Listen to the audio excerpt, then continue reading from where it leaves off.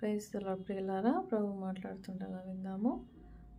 దేవుడు మనకు అనేకమైన ఆశీర్వాదాలు, బ్లెస్సింగ్స్ని ప్రామిస్ చేస్తున్నాడు కదా. సో బైబిల్లో చాలా ప్రామిసెస్ ఉన్నాయండి. 7,000 ప్రామిసెస్ ఉన్నాయంట బైబిల్లో.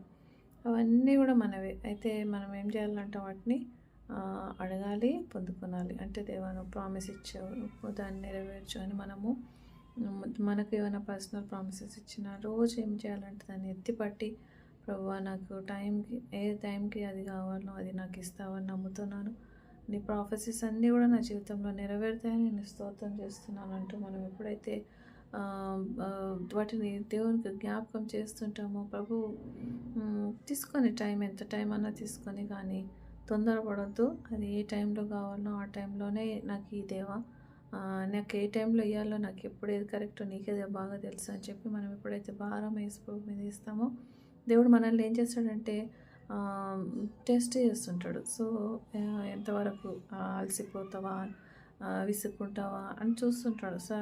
అబ్రహాం కూడా అలాగే విసుక్కున్నాడు.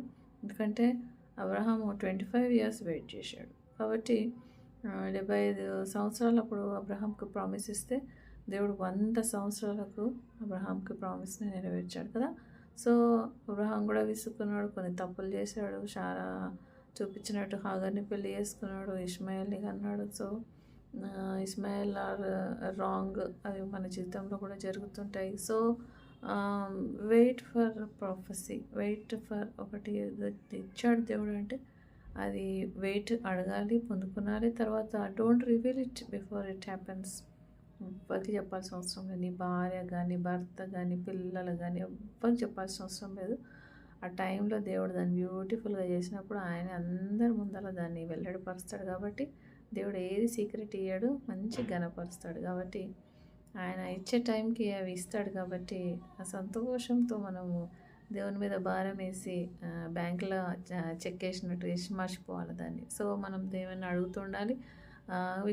Claim it daily. దేవా నా జ్ఞాపకం, దేవా మళ్ళీ ఒకసారి జ్ఞాపకం చేసుకో దేవా, ప్రామిస్ ఇచ్చినావు దేవా, నెరవేర్చు దేవా అంటూ మనం దాన్ని ఆయన గుర్తు చేస్తూ ఉంటే టైంకి మనకు కూడా హ్యాపీనెస్ ఉంటుంది, హోప్ ఉంటుంది. తర్వాత ప్రభు కూడా మన విశ్వాసాన్ని ఘనపరిచి ఆయన మనల్ని దీవించి ఆశ్రయిస్తాడు. కానీ ఎప్పుడు ఆయన రైట్ టైం, ఆయన టైంలోనే. మనం ఏది తొందరపడద్దు, ఆయన తొందర పెట్టద్దు. దేవుడి వాక్యం దీవించి ఆశించును గాక.